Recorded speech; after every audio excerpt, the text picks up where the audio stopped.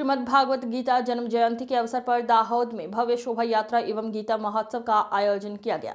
सवेरे प्रणामी मंदिर से बड़ी संख्या में स्कूली छात्र छात्रा, शिक्षक शिक्षिका एवं भागवत प्रेमी लोगों द्वारा विशाल शोभा यात्रा का आयोजन किया गया।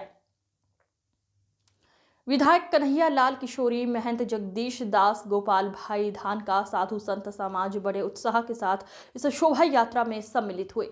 दूसरी तरफ दाहोद के लिटिल फ्लावर स्कूल में दाहोद जिला शिक्षण अधिकारी की अध्यक्षता में गुजरात राज्य संस्कृत बोर्ड द्वारा जिला स्तरीय श्रीमद् भागवत गीता जन्म जयंती महोत्सव कार्यक्रम आयोजित किया गया, जिसमें दाहोद जिला शिक्षण अधिकारी, विधायक कन्हैया लाल किशोरी, प्राथमिक शिक्षण अधिकारी, स्कूली छात्र छात्रा उपस्थित रहे।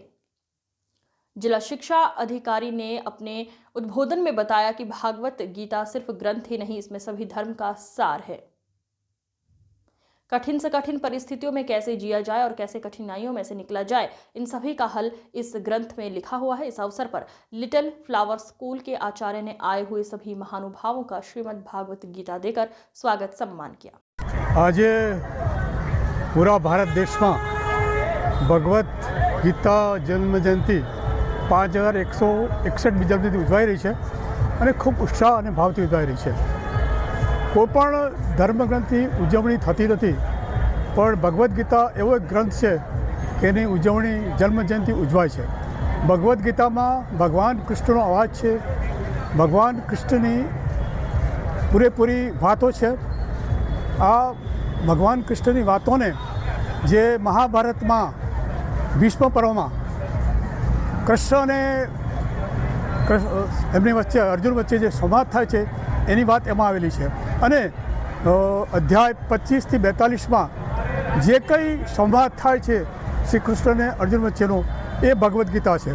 भगवत गीता महाभारत को एक भाग होवा छतां पण एक स्वतंत्र है अने भगवत गीता एक वैश्विक ग्रंथ है। दुनियानी अनेक भाषा में एनु भाषांतर थयेलुं छे।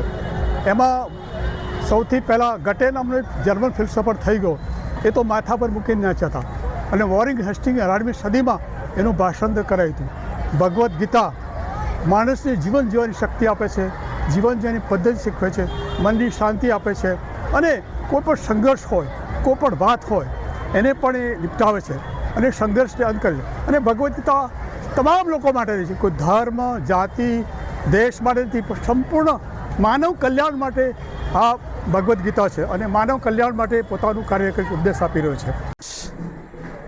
દાહોદ જિલ્લા ખાતે ગુજરાત રાજ્ય સંસ્કૃત બોર્ડ દ્વારા આયોજિત અને દાહોદ જિલ્લાની જિલ્લા શિક્ષણ અધિકારી કચેરી દાહોદ દ્વારા આયોજિત શ્રીમદ્ ભગવદ્ ગીતા જયંતી મહોત્સવ કાર્યક્રમનું આયોજન દાહોદ જિલ્લાની વચ્ચે આવેલ લિટલ ફ્લાવર સ્કૂલ ખાતે કરવામાં આવ્યું।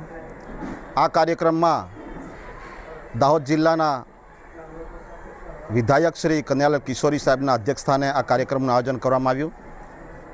આ કાર્યક્રમમાં વિવિધ શાળાઓમાંથી બાળકો ઉપસ્થિત રહ્યા। એમને માર્ગદર્શન કરવા માટે એમની સાથે એમના શિક્ષકો ઉપસ્થિત રહ્યા। શાળાના વિદ્યાર્થીઓએ શ્લોકગાન, ભગવદ્ ગીતાના અધ્યાયોનું જ્ઞાન તેમજ વિવિધ કૃતિઓનું ખૂબ સુંદર પ્રદર્શન યોજવામાં આવ્યું। આ કાર્યક્રમને સફળ બનાવવા માટે સવારમાં એક રેલીનું પણ આયોજન કરવામાં આવ્યું। આ પહેલાં પણ દાહોદ જિલ્લા ખાતે ભગવદ્ ગીતા જયંતીની રથયાત્રાનું પણ આયોજન કરવામાં આવ્યું હતું। આમ દાહોદ જિલ્લાના નગરજનો સંસ્કૃત ભાષાનું મહત્ત્વ સમજે, ભગવદ્ ગીતાનું મહત્ત્વ સમજે અને એનો પ્રચાર અને પ્રસાર થાય એના માટે આ કાર્યક્રમનું આયોજન કરવામાં આવ્યું। આ કાર્યક્રમ સમગ્ર ગુજરાતમાં આજરોજ આયોજન થઈ રહ્યું છે, ત્યારે ગુજરાત રાજ્ય સંસ્કૃત બોર્ડનો પણ આ તબક્કે હું આભાર વ્યક્ત કરું છું। એમને આ કાર્યક્રમ કરવાની અમને તક પૂરી પાડી અને અમારા દાહોદ જિલ્લાના નગરજનોને, વિદ્યાર્થીઓને, વાલીઓને અને અન્ય મહાનુભાવોને સંસ્કૃત તેમજ ભગવદ્ ગીતાના સંવર્ધન અને સંસ્કૃતિના જતન માટે અમે આજે આ કાર્યક્રમમાં સહભાગી થઈ અને આ કાર્યક્રમનું આયોજન કર્યું. આવનારા સમયમાં પણ સંસ્કૃતનું અને ભગવદ્ ગીતાનું સંવર્ધન સતત થતું રહે એના માટે સતત અમારા પ્રયાસો રહેશે. ધન્યવાદ. દાહોદ જિલ્લા ખાતે ગુજરાત રાજ્ય સંસ્કૃત બોર્ડ દ્વારા આયોજિત અને દાહોદ જિલ્લાની જિલ્લા શિક્ષણાધિકારી કચેરી દાહોદ દ્વારા આયોજિત શ્રીમદ ભગવદ્ ગીતા જયંતી મહોત્સવ કાર્યક્રમનું આયોજન દાહોદ જિલ્લાની વચ્ચે આવેલ લિટલ ફ્લાવર સ્કૂલ ખાતે કરવામાં આવ્યું. આ કાર્યક્રમમાં દાહોદ જિલ્લાના વિધાયક શ્રી કનૈયાલાલ કિશોરી સાહેબના અધ્યક્ષસ્થાને આ કાર્યક્રમનું આયોજન કરવામાં આવ્યું. આ કાર્યક્રમમાં વિવિધ શાળાઓમાંથી બાળકો ઉપસ્થિત રહ્યા. એમને માર્ગદર્શન કરવા માટે એમની સાથે એમના શિક્ષકો ઉપસ્થિત રહ્યા.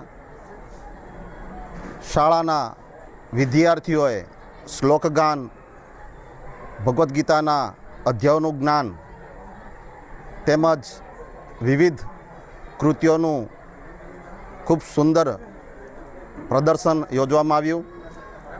આ કાર્યક્રમને સફળ બનાવવા માટે સવારમાં એક રેલીનું પણ આયોજન કરવામાં આવ્યું. આ પહેલાં પણ દાહોદ જિલ્લા ખાતે ભગવદ્ ગીતા જયંતીની રથયાત્રાનું પણ આયોજન કરવામાં આવ્યું હતું. આમ દાહોદ જિલ્લાના નગરજનો સંસ્કૃત ભાષાનું મહત્ત્વ સમજે, ભગવદ્ ગીતાનું મહત્ત્વ સમજે અને એનો પ્રચાર અને પ્રસાર થાય એના માટે આ કાર્યક્રમનું આયોજન કરવામાં આવ્યું. આ કાર્યક્રમ સમગ્ર ગુજરાતમાં આજરોજ આયોજન થઈ રહ્યું છે ત્યારે ગુજરાત રાજ્ય સંસ્કૃત બોર્ડનો પણ આ તબક્કે હું આભાર વ્યક્ત કરું છું.